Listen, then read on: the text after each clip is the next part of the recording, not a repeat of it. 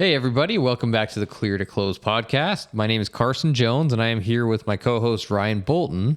And today, Ryan is kind of going to be the star of the show a little bit. So we're going to be doing some in-depth conversation about Ryan and about the mortgage industry and how he got into the mortgage industry, as well as just a little bit about kind of his life, sports he's into, and just kind of how we can tie that in with hiring him to be your lender right now. And it's kind of a weird real estate industry, especially with loans, because right now with loans, some people are saying, "Oh, I'm just going to wait. I'm going to wait until the rates come down more." And you say, "Okay, well, the rates are not coming down at all at this very moment."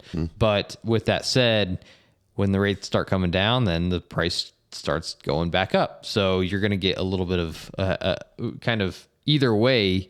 It's like, is there a point to waiting so much? So what's your opinion right now on the current real estate industry? And then we'll kind of dive into a little bit more of you and what got you into it. Yeah, a little get to know the host kind of video. Hope that didn't shut off hope we still got some viewers out there. Yeah. So yeah, I've been doing mortgage loans since 1999. This is a very different market than I went through the 2008 crisis. It's funny how people that went through that's all that they seem to remember, which is good. You don't want to forget the past and repeat it kind of thing, but it's a totally different situation than what we had in 2008 with the way the financing was and the way the market was changing. But it is interesting to see people that say they're going to wait for interest rates to get better. And I always ask them, what metric or what thing in the marketplace do you think drives rates down? And they usually don't have an answer. It's usually either wishful thinking or, well, it was down, it's gone up, it's got to come back down. There's that thought, whether it's stocks, bonds, mortgage rates, sports tickets, whatever it is, there's this sense that once it gets to a certain level, sustains at that level, if it goes up or down, there's some sort of pressure that should move it back the other way. But really, it's correcting. If anything, the rates are going back to what they really should be, which is closer to that 5, 6, 7 range. If you look at the last 50 years of mortgage rates, that's much closer to the actual average. The anomaly was the 3 and 4% interest rate. That is not what interest rates are. Now, I would also say... So you very much don't consider this a crash, you consider it a correction. Yes. Now, how quick it happened is always scary. You don't want to see anything that moves gas prices, inflation. You don't want to see these numbers spike. Nobody wants to see something that is that spike, because usually it ends up being something where it moves to what it should. Then there's overreaction that just adds to the fire kind of thing. Then there's a leveling off. So I do think that we did see a little bit of that. The rates kind of really jumped really quickly the first quarter. Second quarter kind of did the same thing, then leveled off for a little bit. Now we're seeing another little spike because there's just so much pressure on inflation. Yeah. There's so much pressure on to slow down borrowing money and creating new money. So when you already have the federal government spending like they are, then you have all the loans, whether it was SBA, mortgages, all this kind of stuff, also creating so much more money. There's way more money in circulation than goods that can absorb it. Right. And some of that's because of supply chain. That's why it's such a complicated thing. It's not like, okay, if we hit this button, everything goes back to normal. There's so many buttons that got pushed and unpushed, whether it was drilling, whether it was government spending, whether it was shutting down all these businesses, whether it was one little key part of a supply chain that just completely stopped everything, like microchips for cars.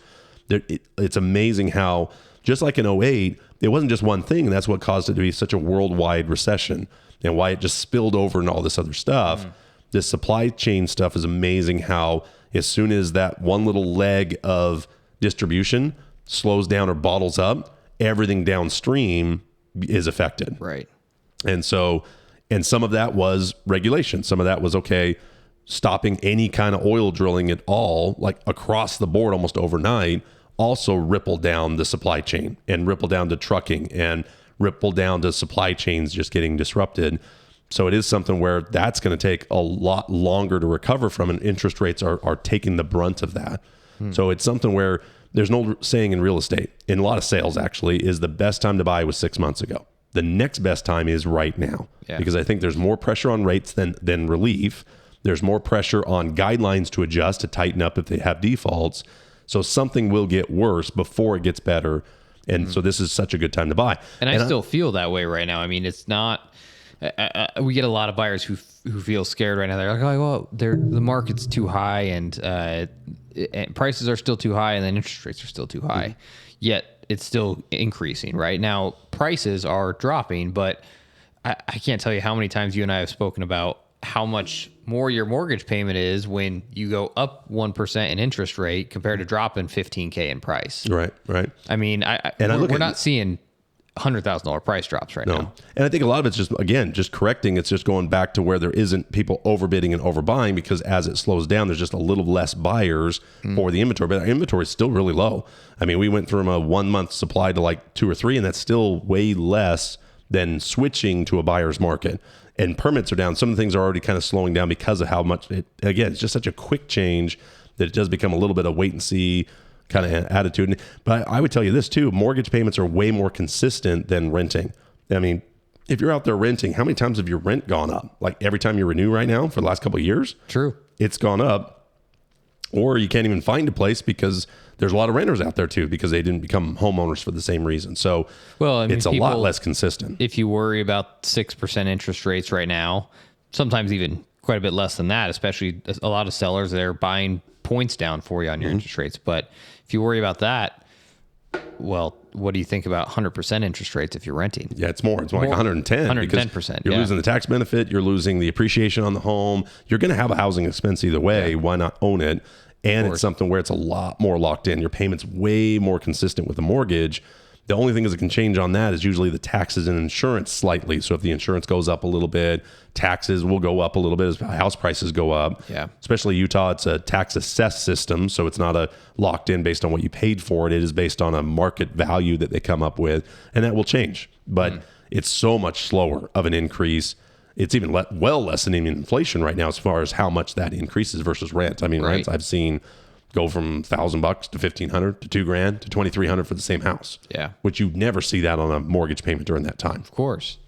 So you know a lot about mortgages. I think a lot because you study quite a bit. Yep. I've seen that you've read some humongous books that are, I mean, 6 inches deep. And so tell me a little bit about what got you into the industry, what got you to really enjoy loans, and maybe you don't enjoy it. It's hard to say, depending on the time. But tell me a little bit about how you got into the business and where, kind of what brought you to that point. Yeah. So I've been doing loans since 1999. I started my career in Salt Lake City, and I was just out of high school. I'd lived all over the country before that point, and I remember that I was working for Larry H. Miller Chevrolet on 53rd and State Street. I'm sure it's still there. They were one of the big car dealership type things. And I loved that job coming out of high school. I was able to drive the brand new Corvettes, the new Silverados, all the new stuff. Perfect high school job. Oh, man, it was great. And I loved detailing cars. I loved just making them look good, dealing with waxes. And I don't know, I just really enjoyed detailing cars. I still do. I still have a passion for keeping my car really clean. I've got all these waxes and special waters. And my wife thinks it's pretty funny, but it is something where I still really enjoy that part of it. And I just loved having those new cars. And then they have a big used car lot too. So all the used stuff would come in and be like, yeah. And I remember I was detailing this 93 Ford Ranger. I still don't know why I remember the year. It was a red. And I'm sitting there just buffing it. And then a buddy of mine that I went to high school with, he was a salesman there, and he comes in and said, I'm getting in the mortgage business. I'm like, what? What? That's something you get when you have wife and kids, and I'm young and free. I'm not doing that, kind of thing. So I go and interview the guy. And I'm like, I don't think who's going to get a mortgage from me? I'm a kid, kind of thing. And I remember he said something. He said, you know what? You can keep going to school. You can go back to detailing cars, Of course. Why not give this a shot? And I'm like, yeah, why not? And I was hooked. It was really something I was just hooked. I love the problem solving. I love going through the guidelines. I love going through why there was a guideline. Like, no, okay, here's the guideline. What created this? Why is this something that a mortgage company needs? Why? And you find out, well, in some states you need it, or because a lot of the regulations is designed to cover the whole country, and then there'll be little state specific things like how they do their title work, or what insurances they need, or certain niches that are in certain areas would tweak the guidelines a little bit here and there. But generally, they're trying to solve a problem of mortgages all over the country. So the same guideline that affects a guy in Michigan affects a guy in Nevada, affects the guy in Houston, and then the state kind of overlays some stuff with it as well. So I always found it fascinating to problem solve, to be able to say, okay, here's a client wants to buy a house. Here's the problems to getting a loan. What lender, what underwriting guidelines going to allow that client to get into a home?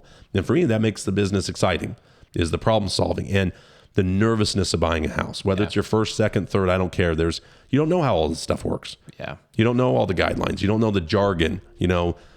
That's part of my the joy of being able to go through that experience with clients. I mean, remember the first time you bought a home, how nervous you were. Maybe you just got married, maybe you got a kid in the way, on the way. That's a pretty nervous little transaction because there's this thought you're just supposed to know how it works. Well, my parents had a loan, I have a loan, and it's a lot more complicated than any other loan, any other purchase you'll probably ever do in your lifetime is buying a home. So I get to go through that on a daily basis of helping people. And that gets me up at night and gets me up in the morning. Yeah. And it's something where I just enjoy seeing a new guideline come out to tweak something, to be able to tweak it to where you get to fit that client with the guidelines and with the situation. Well, and it's interesting because I've realized a lot in my life and clearly in yours that sometimes those careers like the loan industry for you, it comes out of nowhere. It comes out of something where you're not just sitting here and your lifelong dream is I'm going to be a mortgage lender. Yeah. When I was playing with my dinosaurs, being a paleontologist, I never thought you wanted to be a lender, didn't you? I never thought mortgages. Which stands for slow death contract. That's one of the jokes in because it's mort for death and gidge for contract. So it's a slow death contract is what a mortgage is. Well, I will say there's a reason that we use you for our loans over at Team Honey, and a lot of that is communication. And Ryan is a very good golfer and he plays a lot of golf, but the nice thing is when he plays golf, he's still working at the same time. I can't tell you how many times I've called Ryan and I could tell that he's wearing his AirPods or whatever. And he's starting to talk a little bit more like this. Say, no, I can check the rates real quick. And then he'll start talking louder because somebody just hit a golf shot, didn't they? You're just trying to talk quieter, but it's great to have somebody like that who's willing to live their life and it's not just mortgage robot. I see that so much with title companies, some of these companies out here who all they do is they just talk to you about nothing except mortgages. So talk a little bit about other things in your life like golf. What else are you into? What other hobbies do you have? And I think that's one of the great things about this industry. And just, I'm not a 9-to-5 guy. I mean, if my phone rings and I'm going to answer it. And it's something, if I can't, I'm going to get back as quickly as I can. So in the industry, for me, it usually leaves my mornings more open because my clients need me at kind of their lunch break and after hours. And it's so funny when you have a client who wants to meet with you at 7, they're like, oh, that's after hours. No, that's when you're available. Yeah. For me, that's normal. Weekends, nights, call me because that's when you're available. If you're able to call me at 10 o'clock, maybe you don't have a job or maybe you're not able to, so it's something where my clients are working the 9 to 5. I need to be available after hours and weekends because that's when they're in front of a house and say, hey, Ryan, I'm in front of this house. What would my payment be? And bam, I can answer it right there. So it is something where I pride myself in being available, communicating, and just being available when the clients need me, not when I need the client, so to speak. So, but it is something where, like you said, I play a lot of golf. That's one of my passions. I played for years and years, played a lot of tournaments around the country, travel for some of them, just got back off another trip, and something where I've always had a passion for golf. You and I have had some great battles on the golf course as well and play a lot of good tournaments. And there's a couple I always pick every year. There's one in Monterey that I just love to go to every year. And there's some tournaments here in Utah that are really well run. There's some in Vegas, very close to here, that just have some great tournaments coming. We've got 2 coming up. We've got the Southern Utah Amateur at Sun River, and then we have Washington County Amateur here at Southgate, which is Red Hills. I think is coming up too. We can see it just out our window here. Red Hills is coming. Oh, I didn't get signed up for that. Yeah, Red Hills is a very, very popular tournament. I mean, I played a lot of golf tournaments in other states, and I tell you what, nothing fills up as fast as that tournament. If anybody has a ticket to Red Hills and they're in and they can't make it, I'll pay you top dollar. Let me have your spot. I want to play, but I'm not signed up. Yeah, it is one of those things that it just fills up really fast. So I have kind of a thumb on. I help run a Facebook page that just kind of tries to promote charity golf tournaments and what events are out there and try to keep an eye on it. And then there's about 3 or 4 a year that I try to make sure I kind of keep my calendar open. I don't make it to every one of them every year, but there's a big one in November we usually do. And then, like I said, the one in Monterey is one of my favorites to just kind of get out of the St. George heat and go down to Monterey for a couple of days. My wife really loves that one, so she'll come with me on that. But golf is one of my passions and help run leagues and money games and all kinds of fun stuff like that. But I also really enjoy basketball. We got a basketball right here. I'm all in on NBA finals. So, I don't really care the first season. before the All-Star. Second season, I might check in, but boy, when the playoffs come around, I just love NBA playoffs. I just love the same team battling, back and forth. I just love the Game 7s. I just love that. We'll mention this basketball. I mean, this is your basketball. Yeah. Who's it signed by? Tell me how you got it. Yeah, it's Karl Malone. So I worked with Larry H. Miller Chevrolet, which owned the Jazz. I think they still turned into a trust or something like that. But for long, when I was there, so I got Karl Malone to sign this when, I think it was I got the authenticity thing, but I've always just had, it was a good, cool memory going to the dealership and having him there, and he was signing a bunch of balls, and I was able to just get in line because I worked there and just be able to sneak in and get the ball. So. Hey, it's a perfect, we were wondering what to put in the center of our podcast. We found that basketball. We said, we're both into it. Let's do it. So yep. So it's a Karl Malone awesome MVP ball, I believe is what it is. So yep, had that for years and years. And I think it's one of my only real true, valuable pieces of sports memorabilia. I don't have a ton of that stuff. I got the whole 93 season of basketball cards still. I have the whole 93 season.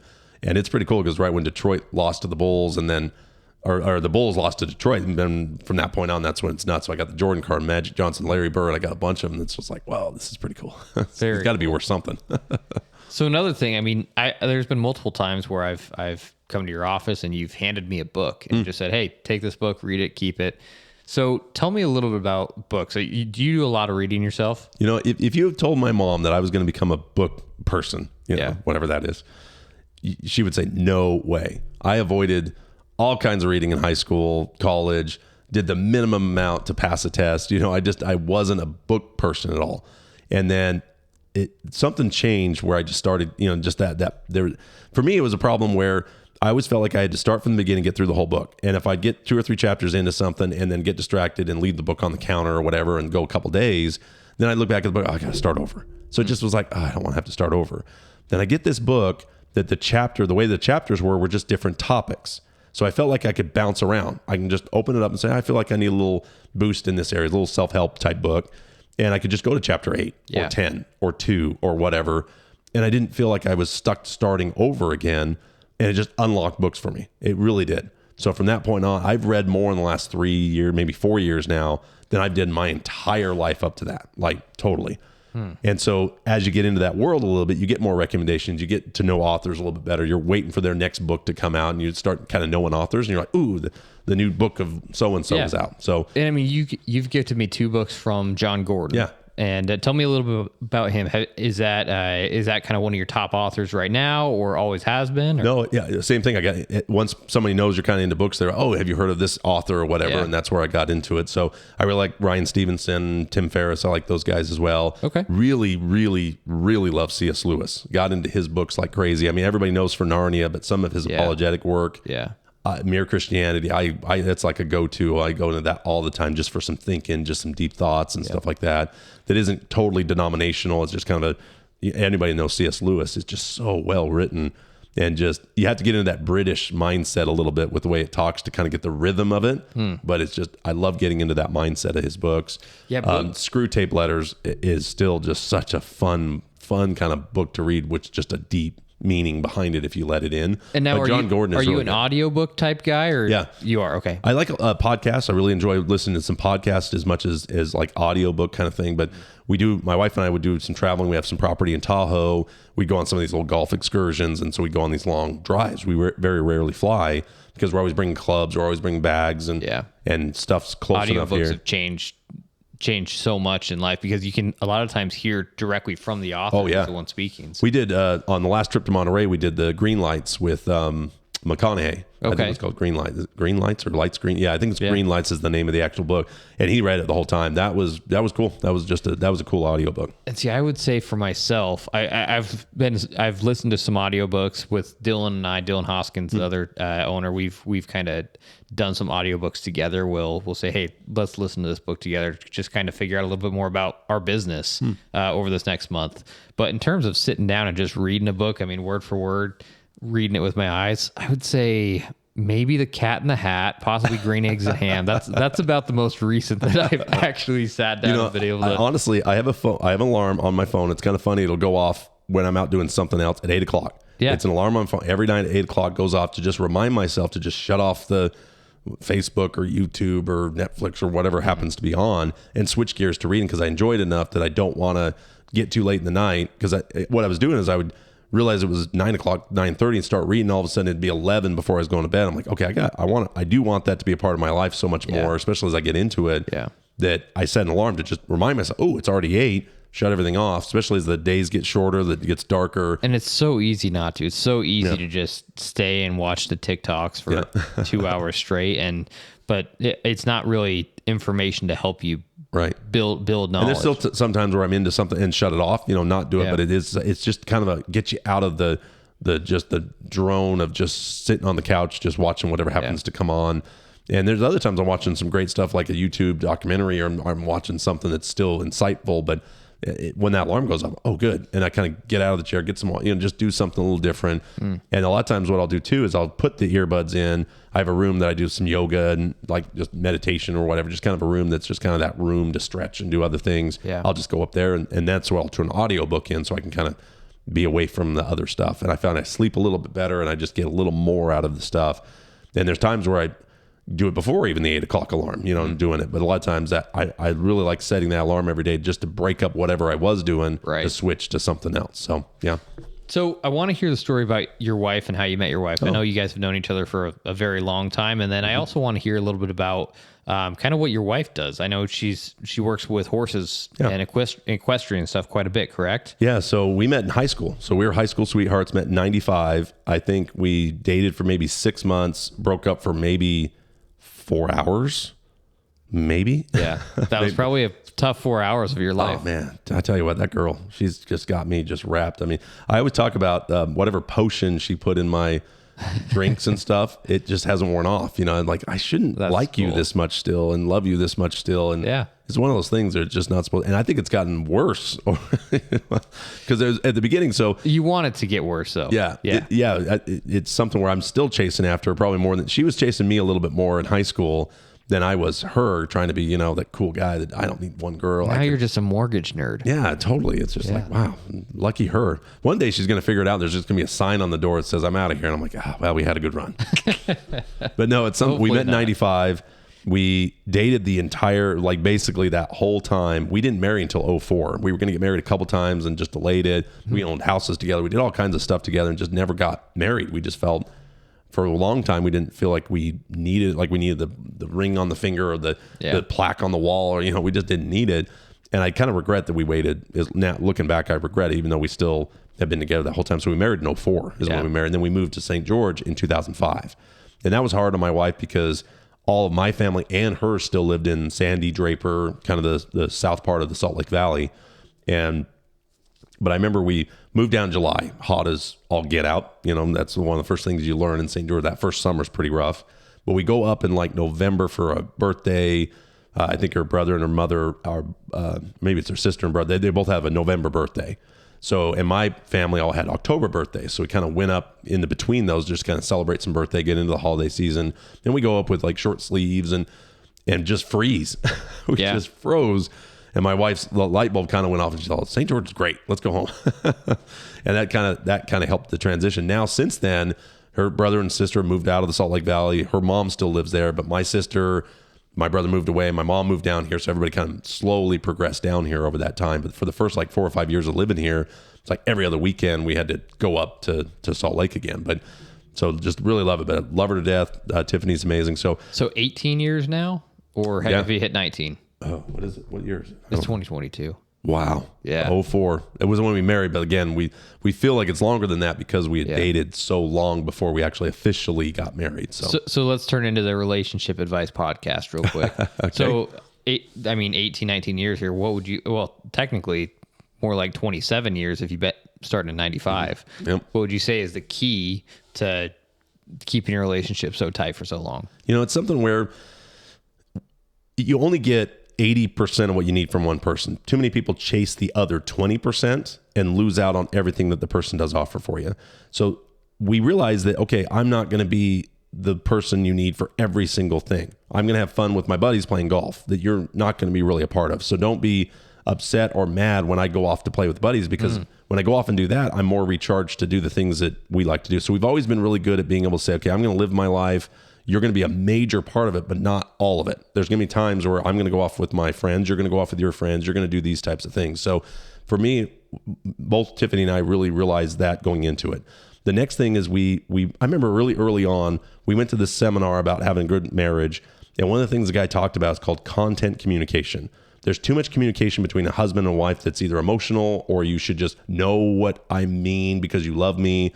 Like something like, why didn't you load the dishwasher? Well, because it didn't load the dishwasher. When really what she meant to say is, why don't you care enough to notice the sink needs to be full? And I've been working all day. So there's the sarcasm that works in, emotion works in with women sometimes where they don't fully explain really why they're mad. So throughout our marriage, there'll be times where she'll be mad or I'll be mad, and basically be able to say, okay, we use that word in our marriage a lot, content. Tell me the words, not what the meaning behind the word is or what the feeling is or emotion is. Tell me what's going on, why you're upset. Slow down, let's communicate. I think that's the most crucial thing. There's too many times, whether it's a man or the woman, that just thinks the other person should know what I mean because they should love me enough to know behind the words, when really communication is words. Simply break down, what does each word mean? And if that's not what you mean to say, change the words. So really, I'm upset about the dishwasher, that's just the trigger. Yeah. You didn't take the trash out. It's not about the trash. It's about the fact that you're not paying attention, or you're not helping around the house, or I feel overworked, or that. If you get to that, the walls fall down a little bit and you start saying, okay, yeah, I'll take the trash out. Not because you're nagging me about the trash. Right. It's because there's something behind that you're not communicating. So for our marriage, we've always been really good at allowing the other person to have their free time, to recharge, to miss each other a little bit by being apart. I've seen too many marriages where the wife, well, you can't have fun because I'm not involved. And if you love me, we got to have fun together. That's the only time you can have fun is when I'm there. So you can't run off and play golf. You have to sneak. You have to, that's the worst thing when I see husbands have to, oh, don't tell my wife. She doesn't know I'm golfing. Yeah. And I see that a lot in St. George, don't you? Man. Yeah, and a lot of big families, there's responsibilities. You've been working all day. She's been at home with the kids all day long, and you run off to play golf. Yeah. There's a selfishness that definitely ties into that. Yeah. But sometimes if you let them do that in exchange for other things, or be able to say, okay, and not a nag type situation where you basically say, hey, you were able to go play golf. I need your help, Sunday night so I can go out with the girls. Great. Now it's more reciprocal at that point than nagging or sneaking or being sneaky. And my wife and I are very, very good at not lying to each other. We just tell each other the truth. But really that communication part, I really think if you got better at just saying the words and what the words mean instead of saying something where there's a meaning behind it, layered deep with some resentment that just builds, it turns into a blow up over the dishwasher or taking out the trash when really it's way behind that. Yeah. And if that gets opened up sooner, there are many times my wife's even said when I've been just frustrated at work or frustrated at golf or something like that, and I'll just be nagging on something, she'll say, okay, what, content communicate, tell me, and then it just kind of breaks down that wall and before it gets really deep. Very cool. Yeah, that's interesting. I mean, with my wife, it's been, it's interesting because we're, 6 years in now, and we met actually right at about 10 years ago. So we're catching up, I guess. I don't know if it's possible to catch up though. Technically, you're always going to be. I will always be ahead. But like you say with golf, we've kind of had to learn that golf is something that I need just for my own mental health, right? And sometimes it's okay to sit down and watch a sports game, and you start to learn that, okay, spending every last second of every single day together doing nothing but just one-on-one communicating can be unhealthy. And it's important to have those separate things that you're able to do for your own mental health. And I'm a big believer in absence also makes the heart grow fonder. If you're able to kind of get away, recharge a little bit, you're going to miss that person more. Missing more makes the time together more valuable instead of being like, oh, I'm got to sit here with her, And it works both ways sometimes too, where there'll be times where she'll really will say, hey, I really need you to do something. I'm more willing to do it because you gave me the free time, and vice versa. If she asks for something, say, hey, I'm going to go do whatever. Yeah. Great. Go do it.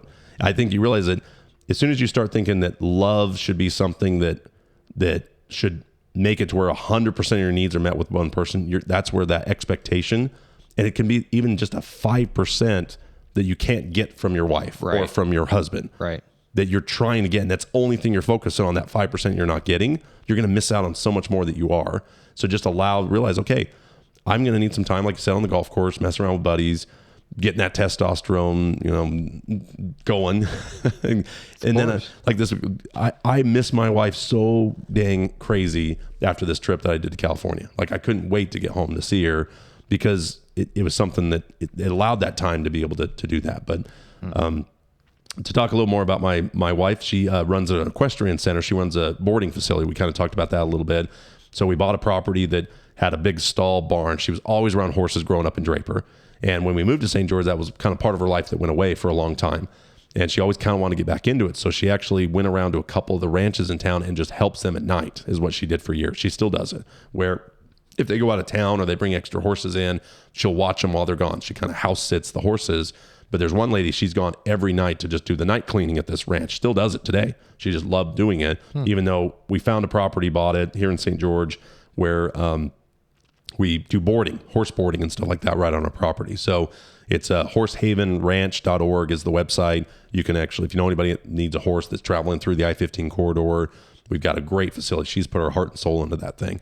So especially really cool for people who might be leaving the country for a month or so, or even shorter, it's a good place for them to leave their horses for a bit, and they'll be under good care. Oh yeah, she has made that place a resort. She really, it's not just a motel for horses where you just park them and leave. I mean, she's customized floors, heating and cooling elements. She's got soft water up there. I mean, we've spent very cool. way too much money on. Well, the good thing is, again, it's your passion. I guarantee you spent way too much money on golf. What? No. No. Yeah. So, and she has a love for horses, and she's one of the most hardworking, loyal, dedicated people I've ever met. And she's just put that into the property where it's got a barn and there's turnouts. There's all kinds of stuff. And she just spends every day just pig and mud out there. Just can't wait to get up and play with her horses. So she loves Clydesdales, Gypsy Vanners. And we had two of them come through this summer, and I don't think I've ever seen her just more bouncing up and down. She just absolutely loved the fact that she got to see this big 18 and a half hands high Clydesdale. So, but horsehavenranch.org, maybe I'll put a link on there. Just horsehavenranch.org.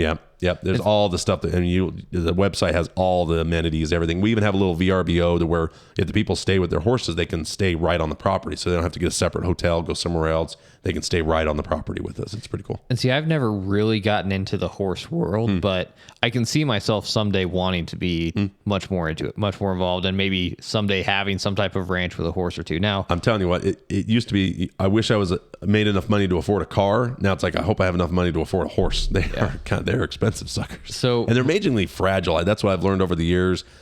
Big, powerful, muscle, strong.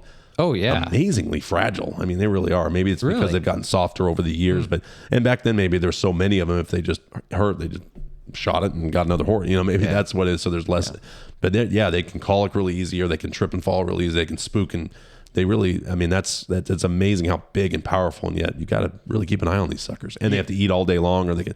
Colic is, anybody in the horse world will know, that's always what they're trying to avoid. That's something that temperature changes too much, died. Yeah. Ate too much, died. Didn't eat enough, died. Didn't drink enough, died. I mean, it's like, wow, for such a powerful, big, beautiful creature, they are pretty fragile.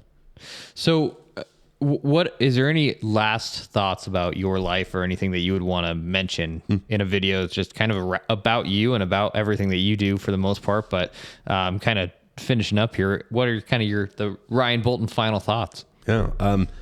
I really enjoy what I do for a living. I really love golf.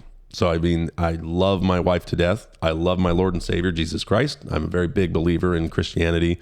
So if I had to sum up, if my tombstone said something, the guy loved his job, loved his wife, loved his golf, loved his God. That's what I want to be known for. I love it. Well, and the great thing is you and I share in all of those together. Yeah, and that's why I think we've hit it off so well, is that with a passion for podcasts like this, playing golf together. I mean, we met playing golf, and then I met your wife.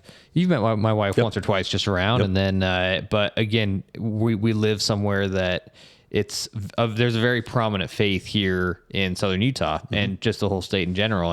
And you and I are two people who we're Christians who have kind of bonded together a little bit off of the fact that we share much of the same beliefs about Christ, and so that's a cool thing about you and I that we've been able to share together for sure. So, well, thanks so much for watching, everybody.